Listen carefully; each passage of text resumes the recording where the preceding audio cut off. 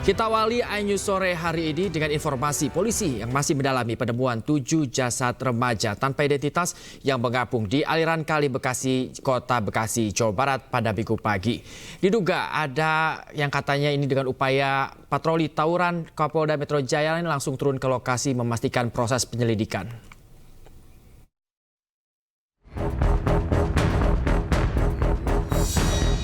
Sejumlah anggota kepolisian, tim SAR, dan BPBD masih melakukan penelusuran di aliran Kali Bekasi lokasi penemuan 7 jasad remaja tanpa identitas di kawasan perumahan Pondok Gede Permai Jati Asih, Kota Bekasi. Dirasa sangat serius, Kapolda Metro Jaya Irjen Karyoto menyambangi lokasi kejadian untuk memastikan proses penyelidikan berjalan dengan baik. Pihaknya mendapati laporan peristiwa ini diduga terkait patroli tawuran, di mana 7 remaja tersebut ketakutan saat patroli petugas kepolisian dan menceburkan diri ke sungai tersebut. Hari ini saya sengaja mendatangi TKP karena menurut saya ini sangat menonjol dan serius.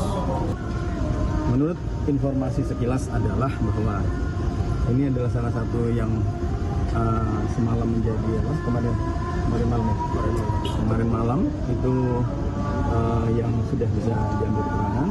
Memang mereka menceburkan diri ke sungai karena adanya ketakutan adanya patroli yang lewat atau yang menegur. Menegurnya sejauh mana ini sedang kami dalami oleh Propam. Kami juga tidak mau istilahnya tertutup ya. Kami akan membuka apa adanya kalaupun kejadian bagaimana. Nah, karena begini, yang rekan-rekan pahami, kejadian tawuran di seluruh wilayah hukum Polda Metro cukup serius ya. Banyak sekali adik-adik kita, generasi muda yang dalam artian umurnya masih sangat muda yang menjadi korban. Dan itu tidak jarang dari mereka yang meninggal. Rekan-rekan bisa lihat dari daftar-daftar kejadian seperti ini. Sehingga kami langkah patroli ini udah betul, tidak salah. Saya katakan patroli tidak salah. Dan kenapa patroli lewat sini? Karena memang patroli ini datangnya 03 ya. 03 sekitar 03 entah buat berapa tuh 03. Tapi kalau orang normal dalam keadaan jam-jam segitu tentunya istirahat. Dan ini juga anak-anak yang masih ada yang di bawah umur, artinya di bawah 18 tahun, ada juga yang sudah di atas 18 tahun. Saat ini petugas masih melakukan pendataan dari keluarga ketujuh korban untuk kepentingan penyelidikan. Kasusnya terus didalami dan diselidiki oleh Polres Metro Bekasi Kota serta Polda Metro Jaya. Dari Bekasi, Jawa Barat, Rahmat Hidayat, iNews melaporkan. Proses autopsi dan identifikasi terhadap 7 jenazah di Bekasi masih dilakukan di Rumah Sakit Polri Kramat Jati. Sejumlah keluarga korban mulai berdatangan untuk mencocokkan data jenazah dan keluarga.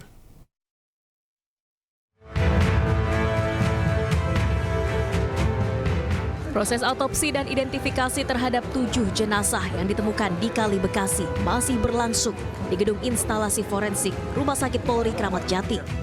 Sejumlah keluarga korban mulai berdatangan untuk mengonfirmasi, mencocokkan data jenazah dan keluarga. Tangis haru keluarga pecah saat mengetahui 2 jenazah teridentifikasi anggota keluarganya berdasarkan identifikasi sidik jari dan data dokumen keluarga. Diketahui kedua korban atas nama Muhammad Rizky berusia 18 tahun dan Ahmad Dafi remaja berusia 16 tahun yang masih duduk di bangku kelas 1 SMA. Terakhir tuh Jumat ya, terakhir Jumat habis Isya tuh dia masih ngumpul dekat rumah. Pas saya pulang jam 10-an udah sepi, udah katanya pada geser, nggak tahu kemana tuh. Iya, saya pikir nggak izin sih. Saya pikir ya main ke rumah temennya gitu. Ternyata sampai Sabtu pagi nggak pulang, sampai sore juga saya tunggu. Nah, dapat berita tadi pagi, makanya coba saya cek ke tempat yang kejadian itu. Ternyata udah dievakuasi, makanya saya langsung ke sini, ternyata benar. Seluruh korban berjenis kelamin laki-laki, sementara polisi masih menunggu keluarga korban lainnya untuk mencocokkan data keluarga dengan jenazah. Dari Jakarta, Salam Rahmat, Jamie Jasin, iNews melaporkan. Sementara itu pemirsa, guna mengetahui dan memastikan identitas 7 jenazah yang ditemukan di Kali Bekasi, tim DVI Rumah Sakit Polri Kramat Jati, Jakarta Timur terus melakukan pemeriksaan.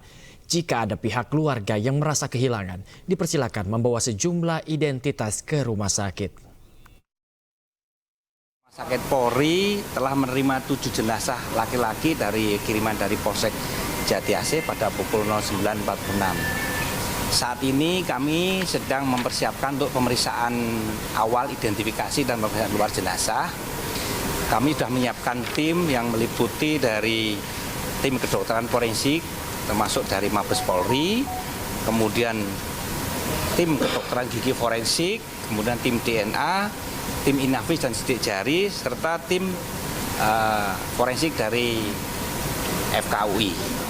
Keluarga yang merasa kehilangan dapat melaporkan pada kami sudah menyiapkan tim antemortem yang ada di gedung DVI untuk keluarga yang merasa kehilangan untuk menyampaikan informasi, kemudian dengan membawa identitas pelapor dari keluarga tersebut, kemudian membawa kartu identitas yang dilaporkan mungkin salah satu dari korban tersebut, kemudian kartu keluarga, alat-alat pribadi yang diduga korban, misalnya sikat gigi, sisir, atau baju pribadi yang belum dicuci, termasuk topi. Ini berkaitan dengan pemeriksaan sampel DNA. Kemudian foto korban yang semasa hidup dan terlihat giginya. Jadi nanti akan kami data-data antemortem tersebut akan kami cocokkan dengan yang kami temukan di postmortem jenazah. Atau keluarga atau teman yang memiliki informasi dapat menghubungi rumah sakit di gedung DVI sana, ada tim antemortem di 021 809 3288 dengan extension 241 gedung DVI. Hasil keterangan dari saksi di lokasi salah satunya seperti itu. Namun demikian kan kami masih melakukan pemeriksaan. Termasuk ada beberapa orang yang diamankan di Polsek saat ini. Kemudian kami penangannya ditarik di Polres Metro Bekasi Kota. Dari keterangan awal bahkan ada yang tidak tahu juga dia dari mana, dia hanya per telepon kemudian kumpul di sekitar TKP. Pak, untuk penelusuran lebih lanjut saat ini masih berlangsung. Pihak dari tim SAR kemudian juga dari Brimopolri melakukan penelusuran di sekitar TKP. Patroli pihak kepolisian melakukan pencegahan kegiatan-kegiatan tawuran. Itu yang dilakukan oleh anggota pada saat kemudian ada di lokasi tersebut. Sementara mungkin itu dulu ya, karena kita juga masih... Pada saat penggerebekan itu, apakah ada laporan bahwa ada sejumlah anak yang digerebek itu menceburkan diri, Pak? Sudah dilaporkan sebelumnya ke Polres? Kami mendapat keterangan itu baru tadi pagi, pada saat awal dilakukan penemuan kejadian tahun itu kita belum menerima laporan, baru tadi pagi disampaikan oleh pihak saksi. Dan pemirsa, kita akan mengetahui lebih lanjut seperti apa kasus penemuan jenazah 7 jenazah maksud kami di Kali Bekasi. Kita akan bersama-sama ke Syahreza Zanski terlebih dahulu yang ada di lokasi penemuan 7 jenazah di Kali Bekasi, Jawa Barat. Selamat sore Syahreza. Ya, Syahreza, apakah di sana masih ada aktivitas untuk mendalami kasus ini, Syahreza?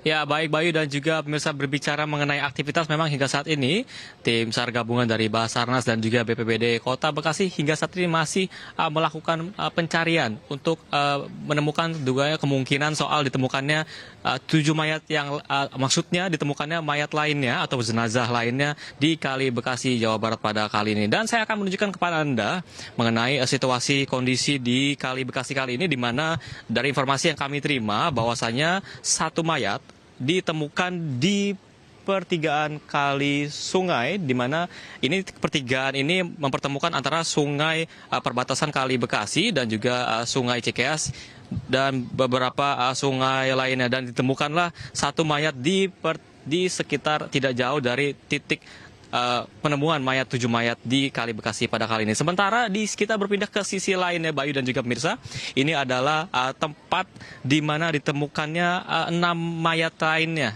yang tidak jauh dari TKP pada kali ini, di mana berdasarkan temuan warga ditemukan 6 mayat pada pukul 7 pagi waktu Indonesia Barat. Dan inilah situasi daripada tempat TKP pada hari ini. Dan tadi kami juga memantau bahwasanya proses pencarian masih berlanjut dan tadi sempat dijadwalkan oleh pihak tim SAR gabungan di mana Basarnas dan juga BPBD Kota Bekasi menjadwalkan penyisiran Kali Bekasi akan selesai pada pukul 5 sore waktu Indonesia Barat. Artinya ini sudah melebihi dan kami masih menunggu apa hasil daripada hasil dari penyisiran yang dilakukan oleh tim SAR gabungan, mengingat hari ini sudah dikirim 2 kapal untuk memastikan tidak ada jenazah ataupun mayat lainnya yang ditemukan pada hari ini, dan juga untuk memastikan dugaan ataupun bukti yang mendukung soal terjadinya ditemukannya 7 mayat pada hari ini. Dan Bayu dan juga pemirsa, kami masih menunggu informasi terkait hasil daripada pencarian, mengingat tidak hanya 2 kapal yang dikirim, ini tim SAR juga mengirim berbagai alat seperti alat drone untuk mendukung proses pencarian yang mengarah ke Muara Gembong ataupun nanti 5 km dari titik penemuan TKP 7 mayat itu tadi. Sehingga kami masih menunggu, Bayu dan juga pemirsa, apakah nanti ada keterangan lebih lanjut ataupun dugaan atau bukan dugaan, maksudnya soal penemuan mayat lainnya begitu. Dan kami masih menunggu, Bayu, tentunya soal hasil dari konfirmasi dari pihak tim SAR di Kali Sungai Bekasi. Sementara itu, Bayu. Baik, kita akan telusuri terus nanti bagaimana hasil dari penyisiran Kali Bekasi. Terima kasih banyak Syahreza atas laporan Anda. Tetap jaga keselamatan, Syahreza. Selamat bertugas kembali, dan kita akan ke rekan Faisal Rahmat yang ada di Rumah Sakit Kramat Jati, Jakarta. Faisal, bagaimana aktivitas di sana? Apakah masih ada kami keluarga yang terus berdatangan membawa mencocokkan identitas terhadap korban? Faisal. Ya Bayu, memang untuk saat ini baru 2 jenazah yang berhasil teridentifikasi identitasnya. Nah, ini kita akan menunjukkan suasana terlebih dahulu. Untuk saat ini kami bersama dengan awak media lain masih menunggu kedatangan daripada salah satu pihak keluarga jenazah, yang saat ini kita masih menunggu kedatangan, yang untuk saat ini sebentar lagi kita akan mencoba berbincang atau mewawancarai pihak keluarga daripada jenazah yang ditemukan pada pagi tadi.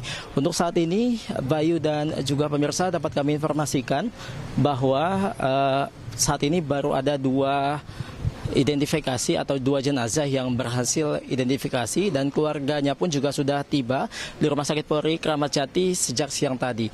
Untuk yang pertama adalah seorang laki-laki atau pria berinisial MR dengan usia 18 tahun. Kemudian untuk yang kedua ada seorang laki-laki juga berinisial AD yang usianya sekitar 16 tahun. Dan untuk kelima jenazah lainnya memang untuk saat ini proses identifikasi dan juga otopsi memang masih terus dilakukan di bagian instalasi kedokteran forensik Rumah Sakit Polri Kramat Jati. Dan juga untuk keluarganya pun untuk saat ini memang belum ada informasi apakah sudah datang atau tidak, karena memang saat ini kami menunggu di bagian instalasi kedokteran forensik belum juga tiba. Nah, untuk saat ini memang pihak dari Rumah Sakit Polri Kramat Jati masih terus melakukan identifikasi terkait DNA dan lain sebagainya. Nah, karena memang tadi disampaikan oleh Rumah Sakit Polri Kramat Jati bahwa saat ini proses identifikasi masih dilakukan.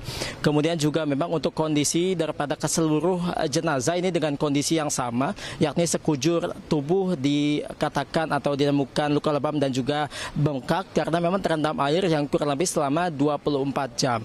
Nah, ini yang memang membuat pihak Rumah Sakit Polri Kramat Jati cukup kesulitan untuk mengidentifikasi daripada ketujuh jenazah yang ditemukan pada pagi tadi. Kemudian Rumah Sakit Polri Kramat Jati pun juga memang hingga saat ini masih terus mengimbau kepada masyarakat ataupun warga yang merasa kehilangan anggota keluarganya sejak 2 hari kemarin. Dikarenakan memang untuk saat ini warga pun juga diimbau jika memang kehilangan anggota keluarganya diimbau untuk membuat laporan langsung atau mendatangi Rumah Sakit Polri Kramat Jati secara langsung dan juga membawa sejumlah informasi, kemudian juga data pribadi dan juga alat-alat pribadi, karena kan seperti misalnya sikat gigi, kemudian juga pakaian yang belum cuci dan lain sebagainya yang memang berkaitan dengan pemeriksaan sampel DNA yang nantinya nantinya akan dijadikan sebagai antemortem. Nantinya antemortem tersebut akan dicocokkan dengan postmortem yang saat ini masih sedang diidentifikasi oleh Rumah Sakit Polri Kramat Jati. Nantinya akan dicocokkan terkait informasi tersebut atau data pribadinya untuk diinformasikan lebih lanjut terkait hal tersebut. Kemudian Bayu dan juga pemirsa, dapat kami informasikan pula bahwa memang sebelumnya atau pada pagi tadi tepatnya pukul 6 pagi, warga daripada Bekasi, Jawa Barat dihebohkan dengan penemuan 7 mayat seorang pria di suatu sungai atau kali di kawasan Jati Asih, Bekasi, Jawa Barat. Di mana informasi yang kami dapatkan tadi bahwa diduga ke-7 jenazah tersebut merupakan diduga adalah pelaku tawuran. Namun untuk saat ini pihak kepolisian masih terus melakukan penyelidikan dan juga menggali sejumlah informasi apakah betul memang ke-7 anggota atau ke-7 remaja yang ditemukan mengambang pada pagi tadi apakah pelaku tawuran atau tidak, yang hingga saat ini masih terus didalami oleh pihak kepolisian. Untuk saat ini juga kami masih menunggu, Bayu dan juga pemirsa, kedatangan daripada pihak keluarga yang memang hingga saat ini belum juga tiba di kawasan Rumah Sakit Polri Kramat Jati untuk membuat laporan terkait hilangnya anggota keluarganya agar memang proses identifikasi yang dilakukan oleh Rumah Sakit Polri Kramat Jati ini bisa berjalan dengan cepat. Demikian Bayu, kembali ke Anda. Ya, Faisal, dari 7 jenazah totalnya apakah sudah ada yang memang sempat dibawa pulang? Karena kami juga sempat melihat informasinya bahwa ada keluarga yang sudah menemukan dan akhirnya memang mengakui bahwa dari 7 jenazah itu memang sebagian adalah bagian keluarga dari mereka. Begitu Faisal. Ya baik Bayu, memang dari keseluruh jenazah yang ditemukan pada pagi tadi baru 2 keluarga dari jenazah tersebut tiba di sini. Untuk apakah sudah dibawa pulang? Untuk saat ini memang masih terus dilakukan identifikasi karena dari pihak Rumah Sakit Polri Kramat Jati pun juga belum menyampaikan secara resmi terkait identitas daripada keseluruh atau ke-7 jenazah tersebut. Nah, untuk informasi yang tadi kami sampaikan, 2 nama tersebut kami mendapatkan informasinya hanya dari pihak keluarga saja yang memang datang ke sini untuk membuat laporan. Nah, apakah betul identitas yang dilaporkan oleh keluarga tersebut benar atau tidak merupakan jenazah tersebut? Ini memang belum disampaikan secara resmi oleh pihak Rumah Sakit Polri Kramat Jati. Karena memang untuk saat ini proses identifikasi baik itu otopsi kemudian juga DNA sidik jari ini memang masih terus dilakukan oleh pihak rumah sakit. Dan memang untuk seluruh masyarakat terus diimbau oleh pihak Rumah Sakit Polri Kramat Jati untuk membuat laporan jika memang anggota keluarganya ada yang hilang. Dikarenakan memang untuk ke-7 daripada jenazah ini diketahui identitasnya merupakan seorang remaja yang rentang usianya dari 16 sampai dengan sekitar 19 tahun. Bagi Anda ataupun masyarakat yang merasa kehilangan anggota keluarganya sejak Jumat kemarin atau kurang lebih sejak 2 hari yang lalu, ini memang diimbau untuk membuat laporan atau langsung datang saja ke Rumah Sakit Polri Kramat Jati dengan membawa identitas dan lain sebagainya yang tadi kami sebutkan, seperti misalnya alat pribadi seperti sikat gigi, kemudian juga topi dan lain sebagainya untuk dicocokkan sampel DNA-nya di sini. Bayu. Baik Faisal, kita tunggu nanti bagaimana sisa jenazah yang masih ada di Rumah Sakit Polri Kramat Jati ini dapat teridentifikasi. Terima kasih banyak rekan Faisal telah melaporkan. Tetap jaga kesehatan dan selamat kembali bertugas. Tidak kriminalitas beberapa pekan terakhir makin sadis. Pelaku bahkan tak segan-segan menghabisi nyawa korbannya. Dan pemirsa, untuk membahas informasi selengkapnya kami telah terhubung dengan kriminolog Monica Margaret. Selamat sore Mbak Monica. Selamat sore Mas. Ya Mbak Monica, membaca berita belakangan ini lebih berat rasanya karena sangat sadis berita-berita yang beredar dalam kriminal berbagai macam modus. Sebenarnya sebagai kriminolog bagaimana Anda melihat hal ini Mbak Monica? Iya, kalau bisa dilihat memang sangat memprihatinkan sekali gitu ya, dengan kondisi realitas sosial yang terjadi sekarang ini, belakangan ini bahkan gitu ya, terhadap kasus-kasus kejahatan. Jadi di mana mungkin barangkali di bulan ini saja gitu ya, belum berakhir bulan September saja kita tuh secara berderet gitu ya, dihadapi pada fakta-fakta bahwa banyak banget terjadi aksi-aksi kejahatan, baik itu kejahatan yang sifatnya kekerasan, penganiayaan, kemudian yang sampai memfokuskan kejahatan pada korban anak-anak dan perempuan gitu ya, terkait dengan kekerasan seksual yang bisa kita lihat bahwa ini bisa menjadi suatu kajian di mana ada masalah nih di dalam misalnya kondisi sosial ekonomi, kemudian fakta-fakta bahwa banyak orang-orang yang akhirnya menjadi pelaku kejahatan itu mungkin mereka juga tidak menyadari gitu ya Mas ya, bahwa mereka sudah melakukan kejahatan yang amat sangat gitu ya merugikan orang lain. Dan mereka mungkin belum sadar banget gitu ya bahwa kayaknya mereka percaya bahwa tidak semudah itu mereka akhirnya misalnya gitu ya diketahui melakukan kejahatan, tidak semudah itu misalnya mereka ditangkap, mungkin bahasa simpelnya gitu ya. Tapi ini menandakan bahwa ada apa sih sebenarnya di masyarakat kita ketika realitas kejahatan semakin meningkat.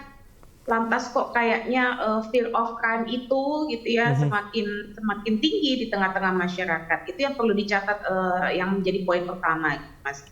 Kemudian tentu hal ini juga bisa dilatar belakangi oleh kondisi-kondisi penyebab kejahatan lainnya, misalnya faktor individual antara pelaku dan korban gitu ya Mas ya. Selama ini mungkin ada konflik personal, ada rasa marah, rasa dendam, yang mungkin sifatnya sudah menumpuk, berlangsung secara kontinu, sudah lama gitu ya. Kemudian ada juga faktor-faktor biologis daripada pelaku yang memang misalnya pelaku mengalami masalah-masalah terhadap konstruksi sosial, mana yang norma-norma baik, mana yang norma tidak misalnya ya Mas. Dan juga terkait dengan faktor sosial lingkungan di sekitar. Ini yang paling sangat dalam kriminologi gitu ya tekankan. Bagaimana sih reaksi sosial, terutama di tengah-tengah masyarakat terhadap terjadinya fenomena kejahatan. Bagaimana reaksi sosial terhadap pelaku kejahatan dan juga terhadap korban. Begitu Mas. Kalau kita lihat juga modusnya ini atau alasannya mungkin sangat beragam. Dimulai dari tadi kalau kata Mbak Margaret sendiri, Mbak Monica sendiri adalah diantaranya masalah ekonomi.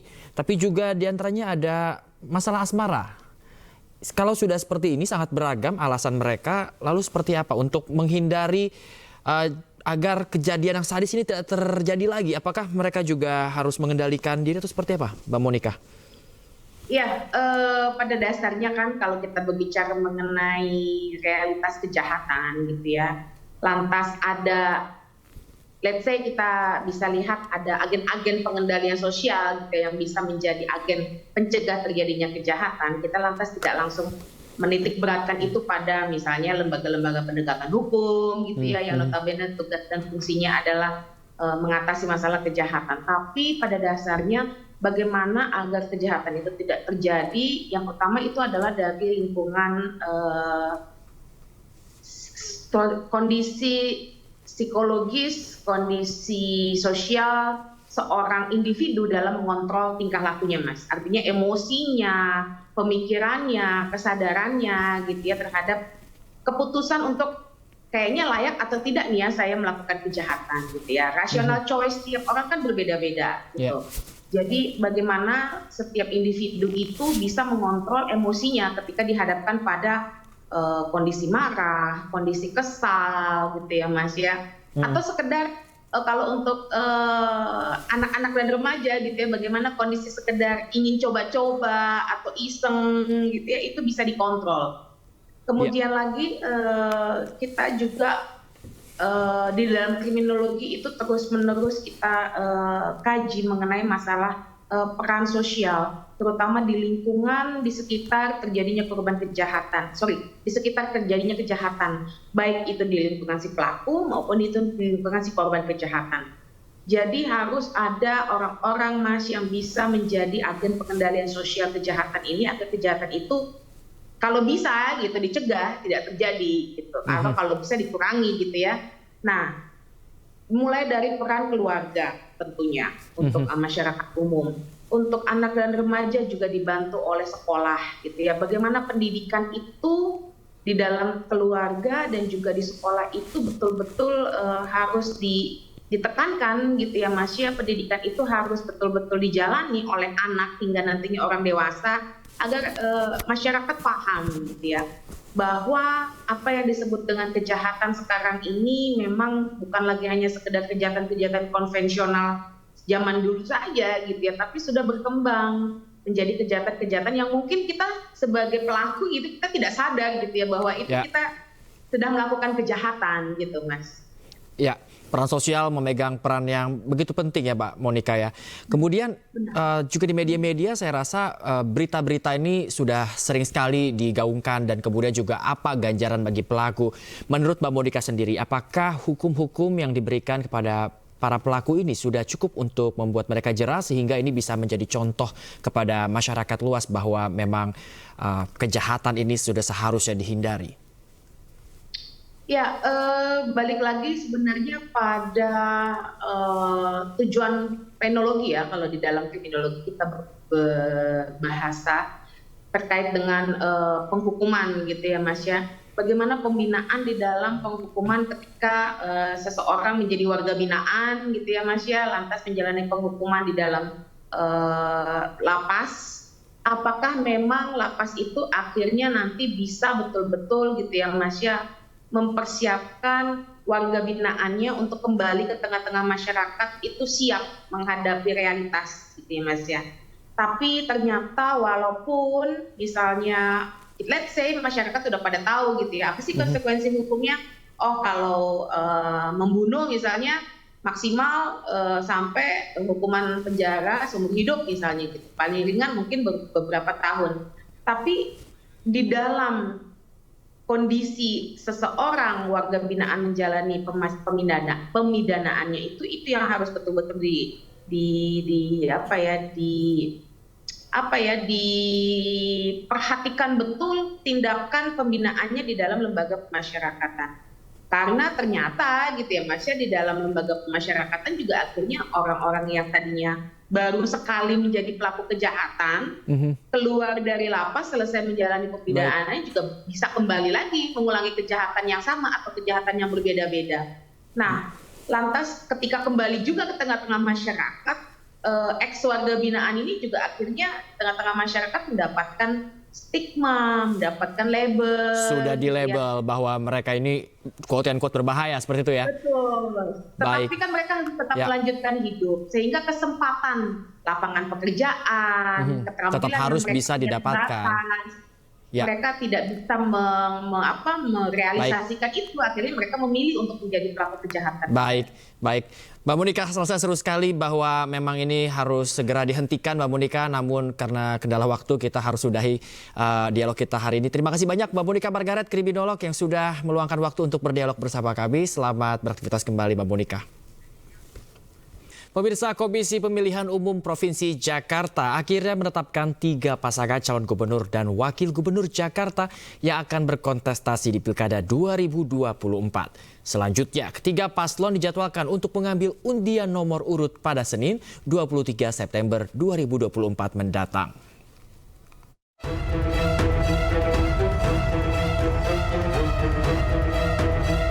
Komisi Pemilihan Umum Provinsi Jakarta menetapkan ketiga pasangan calon gubernur dan wakil gubernur setelah melalui tahapan panjang pendaftaran. Pasangan Ridwan Kamil Suswono, Pramono Rano, dan Dharma Kun resmi ditetapkan sebagai calon gubernur dan wakil gubernur Jakarta pada Pilkada 2024 mendatang.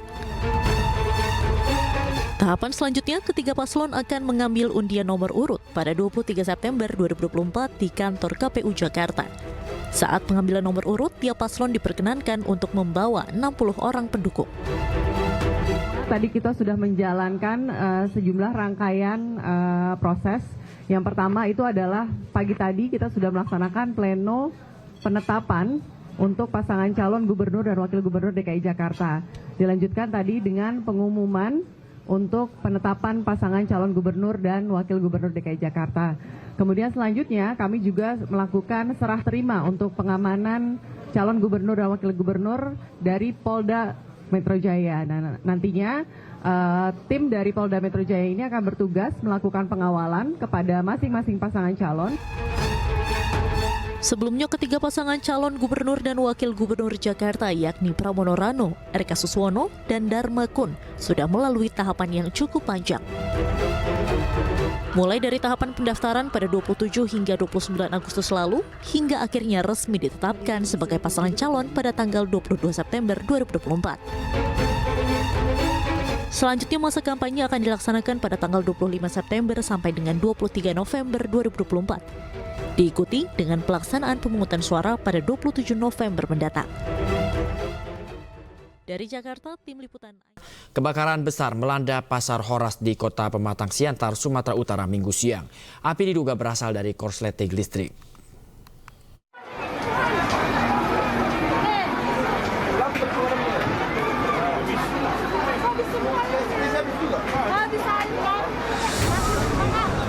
Kobaran api melahap gedung 4 di Pasar Horas, Jalan Merdeka, Kota Pematang Siantar, Sumatera Utara pada Minggu siang.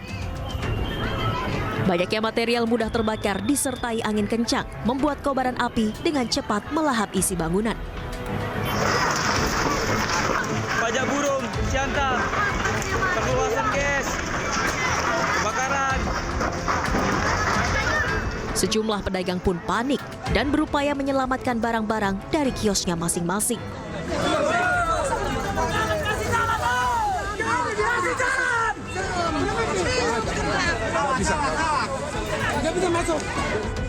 Sementara petugas damkar berupaya maksimal memadamkan api agar tidak merambat ke area bangunan lainnya.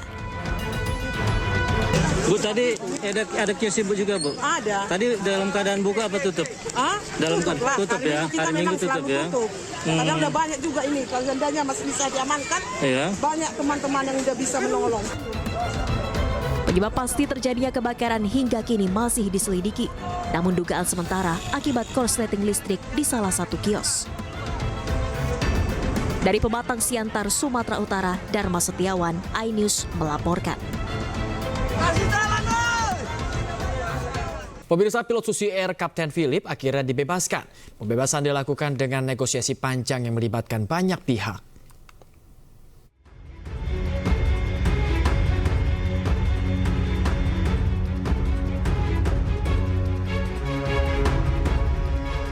Pilot Susi Air Kapten Philip akhirnya dibebaskan. Pembebasan dilakukan dengan negosiasi panjang yang melibatkan banyak pihak. Kapten Philip tiba pukul 22.40 waktu Indonesia Barat dengan pesawat milik TNI Angkatan Udara di Bandara Lanut Halim Perdana Kusuma, Jakarta, Sabtu malam. Kapten Philip turun dari pesawat disambut dengan karpet merah, langsung menuju ruangan VVIP. Kedatangan Kapten Philip disambut Menko Polhukam Hadi Cahyanto yang didampingi Panglima TNI Jenderal Agus Subianto dan Kapolri Jenderal Listio Sigit Prabowo, serta sejumlah pejabat tinggi TNI Polri. Panglima TNI Jenderal Agus Subianto mengatakan pihaknya mengupayakan langkah soft approach untuk membebaskan Kapten Philip.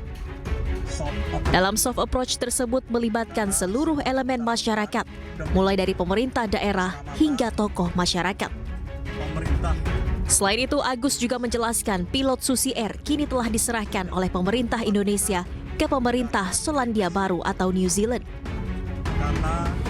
Visi misi saya kan salah satunya untuk membebaskan Sandra dengan soft approach ya, dan kita sudah lama sekali untuk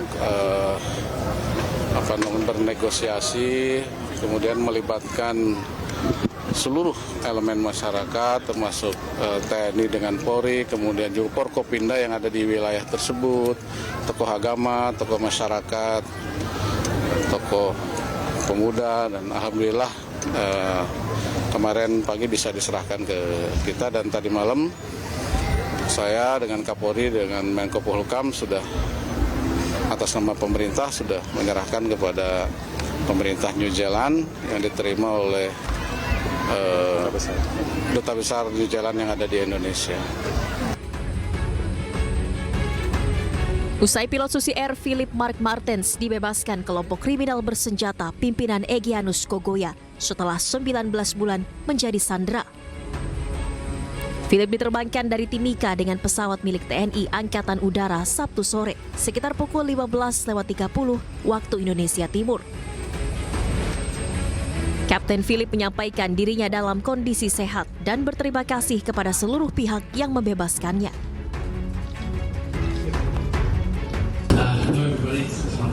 strike. Jadi akhirnya saya sudah keluar lagi. Saya senang sekali saya sudah bisa sebentar pulang dan keluarga saya lagi. Terima kasih semua orang yang bantu dengan hari ini dan saya bisa keluar dengan kondisi yang aman dan sehat. Terima kasih banyak semua. Sebelumnya, Satuan Tugas Operasi Damai Kartens Gabungan TNI Polri berhasil membebaskan pilot Susi Air Kapten Philip Mark Martens dari kelompok kriminal bersenjata di Kabupaten Duga, Papua. Tim Liputan iNews melaporkan. Pilot Susi Air Kapten Philip terharu saat menghubungi istrinya usai dibebaskan KAKB Papua, pemirsa. Usai dibebaskan, Kapten Philip akan melakukan pemeriksaan medis menyeluruh dan memastikan kondisi psikologisnya dalam keadaan stabil.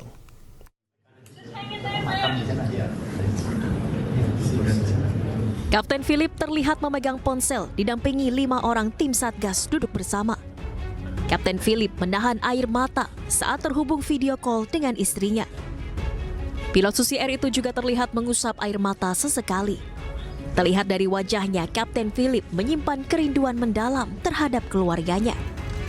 Kapten Philip dibebaskan oleh Satgas Damai Kartens Gabungan TNI Polri di Kampung Yugura, Distrik Maibarok, Kabupaten Duga, Papua. Usai dibebaskan, Kapten Philip akan melakukan pemeriksaan medis menyeluruh dan memastikan kondisi psikologisnya dalam keadaan stabil. Sementara pendiri maskapai Susi Air, Susi Pujiastuti, menyampaikan terima kasih kepada sejumlah pihak terkait atas bebasnya Kapten Philip Mark Martens dari penyanderaan kelompok kriminal bersenjata Papua. Terima kasih kepada Bapak Presiden Joko Widodo, Pak Menhan Prabowo Subianto, Pak Panglima TNI, Pak Kapolri, Pak Mendagri, Satgas Damai Kartens, dan seluruh pihak, baik dari pemerintah provinsi, kabupaten di Papua, dan juga seluruh aparat yang terlibat di Papua. Kapten Philip juga menyampaikan dirinya dalam kondisi sehat dan berterima kasih kepada seluruh pihak yang membebaskannya. Tim Liputan iNews melaporkan. Pemirsa, setelah pencarian diduga 2 korban lagi, sore ini pencarian ditutup oleh Kepala Kantor SAR Jakarta. Belum dipastikan pencarian akan dilanjutkan esok hari, namun pencarian akan dilanjutkan jika ada laporan kehilangan anggota keluarganya. Oke, pada pukul 17.30 sore hari ini kita sudah melakukan penyisiran mulai dari pembagian 3 tim menjadi serunya ada 3. Seru pertama itu pencarian sekitar 500 meter persegi di sekitar dari LKP dan diduga terjunnya. Kemudian yang kedua itu tim dari mulai LKP sampai dengan ke pintu air. Kemudian yang ketiga itu penyisiran dengan berjalan kaki dan menggunakan drone.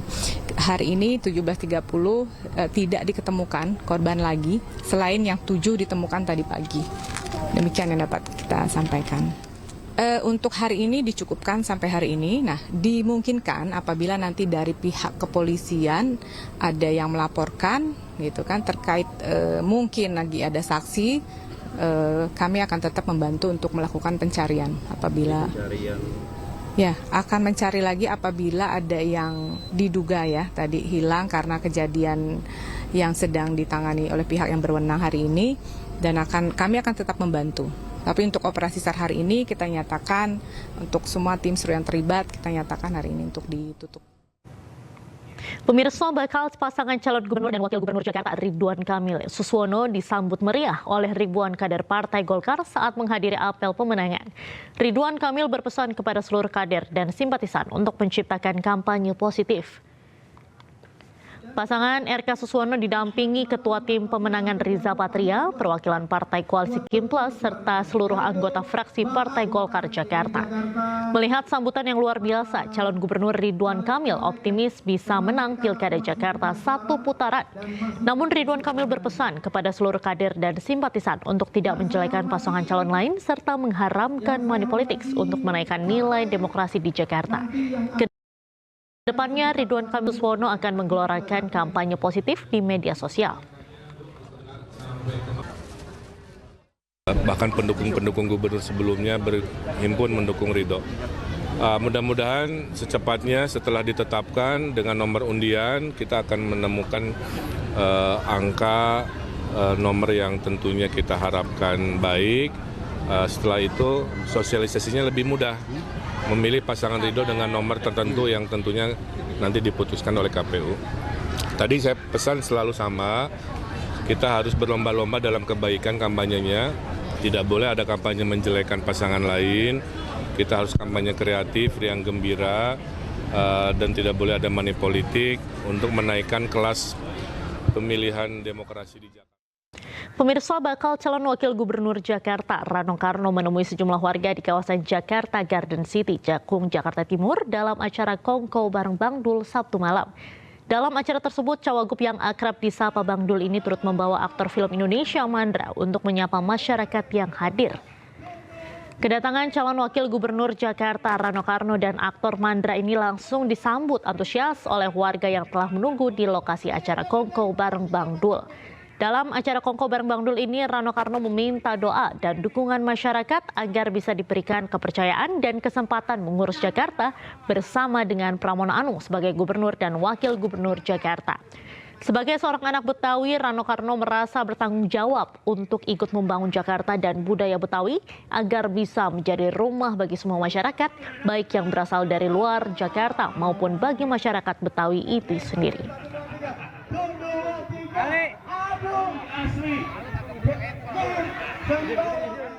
Pemirsa, KPU Jawa Timur menetapkan 3 pasangan calon gubernur dan wakil gubernur Jatim untuk kontestasi Pilgub Jatim 2024. Ketiga pasangan calon ini ditetapkan setelah dilakukan pemeriksaan berkas persyaratan pencalonan dan syarat calon dinyatakan lengkap serta memenuhi syarat.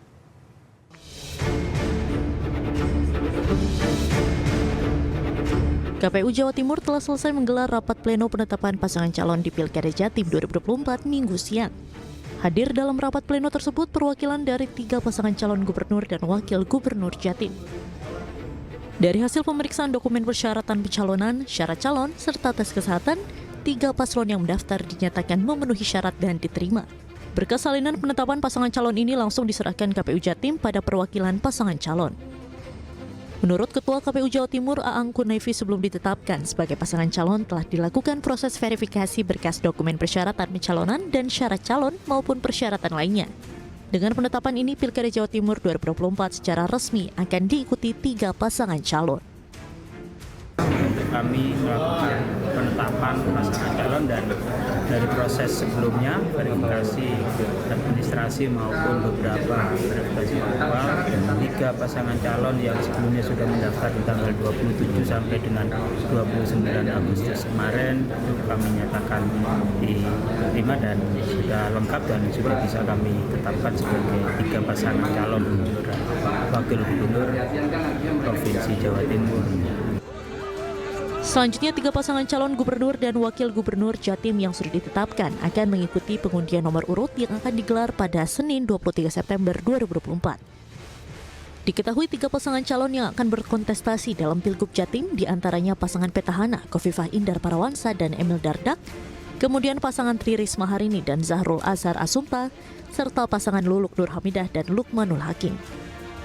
Dari Surabaya, Rahmat Ilyasan, iNews melaporkan. Jelang Pilkada serentak pada bulan November mendatang, PDI Perjuangan terus mendongkrak tim kuatnya untuk memenangkan kepala daerah yang diusung PDI Perjuangan. Sementara itu, Sekjen PDI Perjuangan mengatakan Ketua Umum PDI Perjuangan Megawati Soekarno Putri akan menemui Prabowo setelah pulang dari luar negeri.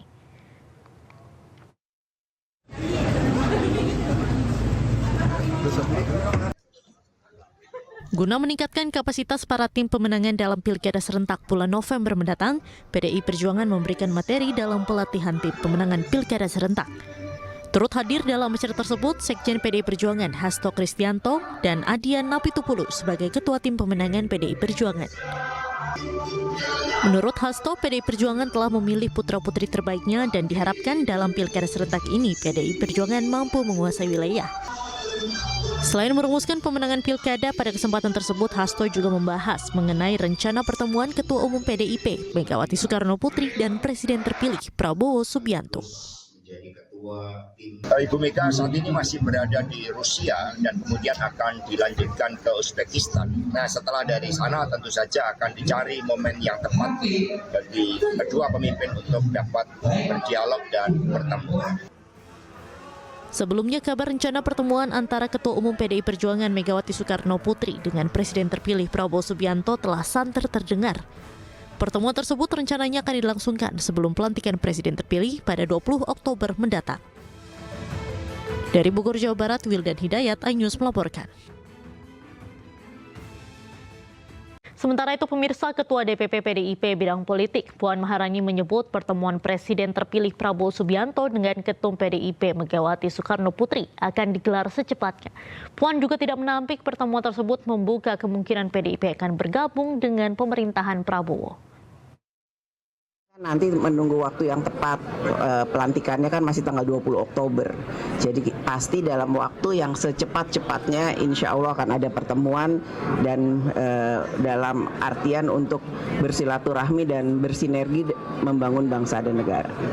Semuanya tidak ada yang tidak mungkin. Bersama cucu, Presiden Joko Widodo menghadiri pameran alutsista yang digelar di lapangan Silang Monas Minggu pagi. Pameran tersebut merupakan salah satu rangkaian acara Hari Ulang Tahun TNI ke-79.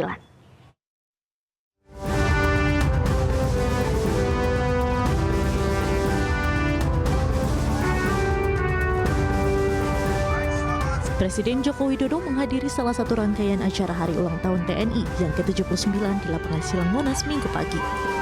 Tak hanya sendiri, Presiden Joko Widodo turut hadir bersama cucunya, Jan Etes dan Lala Lembah Mana.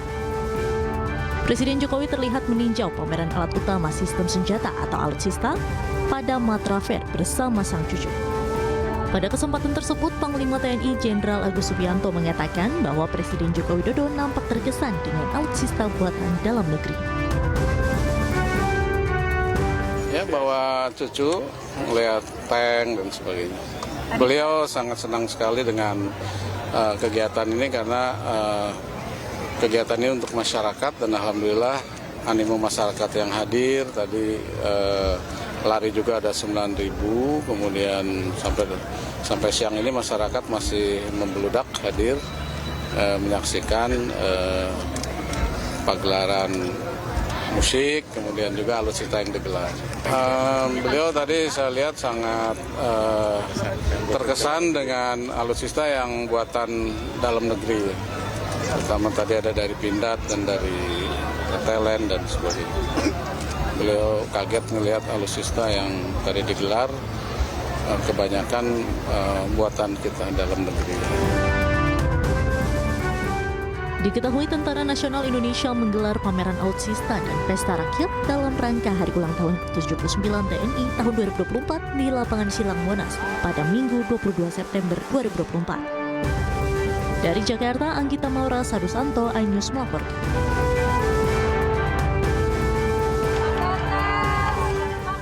Pemirsa, Wakil Menteri Pariwisata dan Ekonomi Kreatif Angela Tanusudibio resmi membuka rangkaian acara Wonderful Indonesia Outlook yang digelar di Jakarta. Acara ini menjadi forum yang menghadirkan sejumlah narasumber untuk bertukar wawasan hingga mengulas isu dan peluang untuk kemajuan sektor pariwisata berkelanjutan.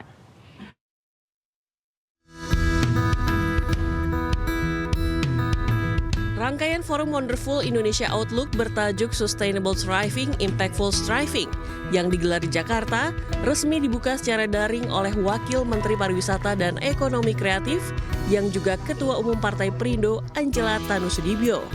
Acara ini diisi dengan sesi diskusi bersama sejumlah narasumber dari berbagai sektor untuk pengembangan sektor parekraf yang berkelanjutan.